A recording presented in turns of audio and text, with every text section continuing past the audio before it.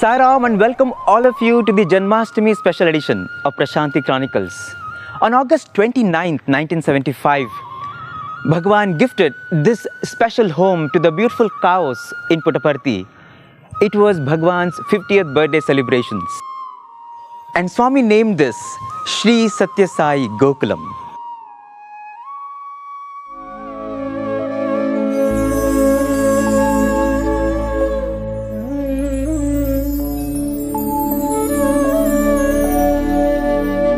The events preceding the inauguration were thrilling.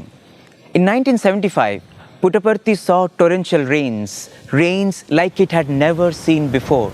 The tanks surrounding the hamlet were breached and river Chitravati was swollen and it was overflowing.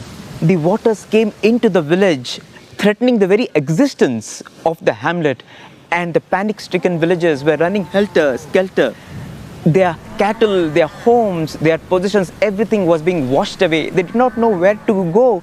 They came to Mandir, their ultimate refuge, Bhagwan, and Swami, just like he had done for the poor, innocent rural folk of Gokul Vrindavan in Dwapara Yuga, just as he had lifted the Govardhana peak on his little finger to save them, Swami now came out of the Mandir, stepped onto the terrace of the East Prashanti block, looked sternly at the maddening, menacing waters, and then, in a very gentle gesture, he asked the waters to recede, and the waters calmed down and instantly obeyed the instruction and went back to their normal course. It is because of this miracle that people could come for the inauguration of this very special Gokulam.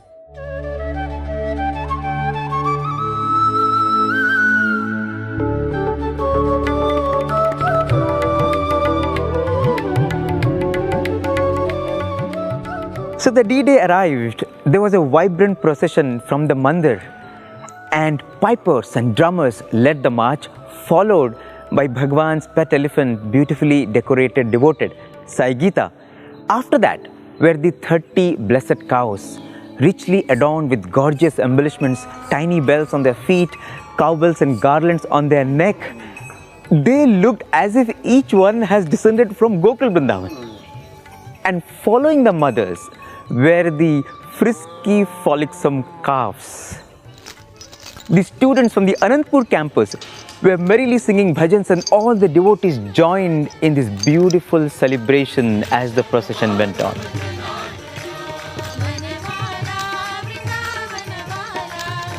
Finally, Bhagwan came onto this stage, this holy spot, which is the heart of this beautiful ambience, and Swami graciously unveiled this charming statue amidst the bhajans, chants and jai jaikars. And when people saw this lovely countenance of Krishna, a wave of joy rolled over and into the 6,000 hearts who were lucky to be present on that occasion. And once the Gokulam came into being, Janmashtami celebrations in Prashanti Nilayam acquired a whole new charm. Swami used to be so particular about how each cow should be dressed. He would say, this cow, Sai Lakshmi, is black and white, so let's have a black and white cloth with silver border for her. Oh, this one, Sai Gauri, she is light brown. We should have a dark brown or a maroon one with a gold border for her. And so on. And every Janmashtami, these pious four-footed beings would come to the Mandir in a grand procession. Many students of the hostel would become cowherds. And almost every year, Swami would caution the boys, be careful. The rope on the cow's neck goes through its nose, so never pull it hard. Be gentle. Treat them with love and walk with them gently. This reminds me of how Swami in his childhood condemned these bullfights and cockfights and told all his playmates to be away from such animal cruelties. In fact, right from the 70s, Bhagwan used to visit the Gokulam regularly. The cows could not wait to go near him when their Sai Krishna walked in. They tugged to be made free so that they could run and wrap themselves around the Lord's feet. But Bhagwan was more eager than them.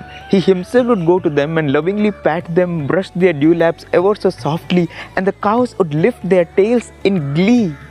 Oh, it was a sight for the gods to see. In 1990, when Swami gave me this opportunity to work in Gokulam after my MBA, and as soon as I joined, I have started understanding the system and then subsequently started taking out a lot of reports. I used to churn out the daily productivity report of the milk or do a lot of analysis and draw graphs and then present them to Bhagwan. And then Swami would very softly, smilingly, gently put them aside. And then his main focus was not on any of these things. He was more interested in the health and the well-being of these animals. Swami was always against giving ready-made cattle feed to the animals because there is bone powder mixed in it, and that is a big sin. So our Gokulam has developed a very nutritious formula and have developed their own cattle feed. Additionally, Swami has also given large areas of agricultural fields to Gokulam. As a result, we are able to grow organic fodder that's available always, and the cows never run out of any feed or fodder.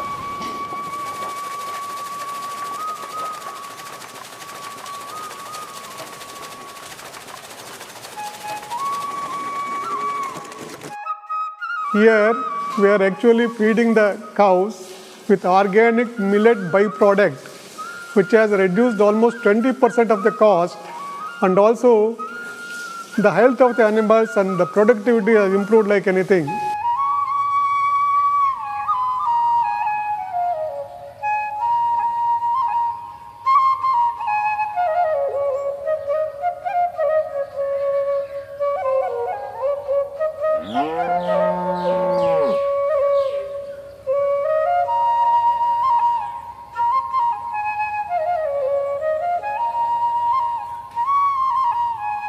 Because of the good environment and Swami's grace, the animals are very healthy and we are very happy to serve them.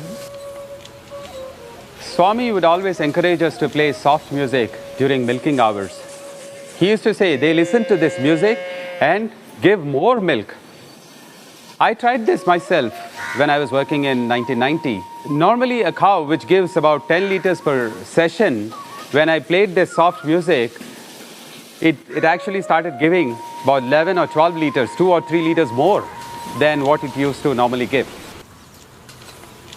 One of the primary goals of Gokulam was to take care of the animals and rear them well. This was never meant to be a dairy farm. Swami would say, you must take care of these animals the way you really love and take care of your own mother, and give the same kind of respect and reverence. In fact, out of 250 cows that we have in Gokulam today, about 1/5 of them have become old and stopped giving milk. And they are not abandoned here. Anywhere else, they would have been probably be abandoned. And then Swami would put this question to us: how would you feel if you stop earning and then your children forsake you? That's a big sin. We cannot forsake. They are our own mothers. How can you even think about that? In Gokulam, the cows, the cattle are taken care of very well throughout their life sojourn. And even during their final moments, they are sent with great solemnity and dignity.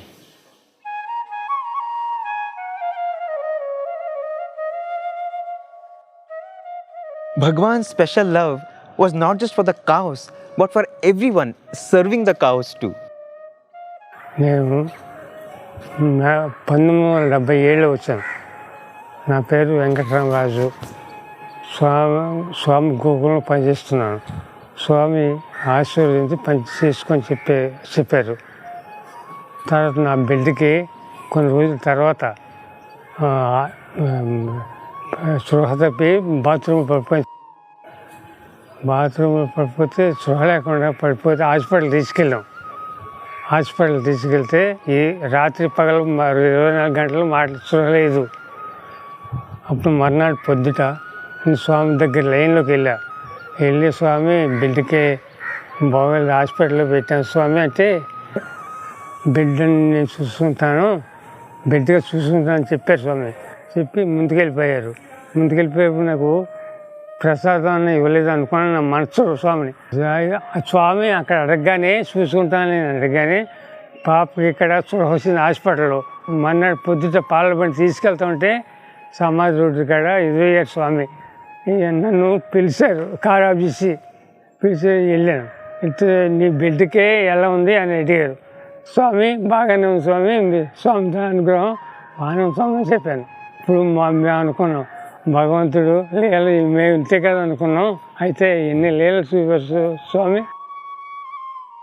Among the scores of people who have served in Bhagwan's Gokulam, Dr. Lakshmikant Reddy is one of them. He is a veterinary doctor. And after 4 decades of relentless, selfless service, this is what he feels. Swami has given me this chance to work with Gokulam, and it is a great blessing for me to be in Puttaparthi, and I have not done anything. It is he has done everything, and he has given the credit to me. If only we can become hollow like such souls, the Lord will gladly place us onto his lips and make our lives an eternal song of his melody and matchless glory. The sound of the flute, the Venu Nada, Swami says, is not just Venu Nada, but Vedanada. It is the essence of the scriptures.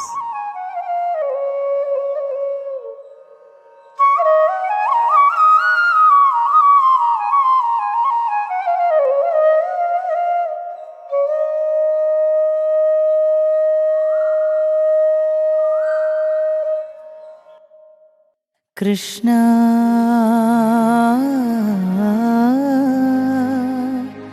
Krishna,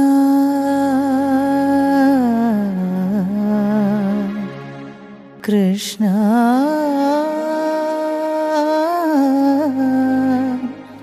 Krishna.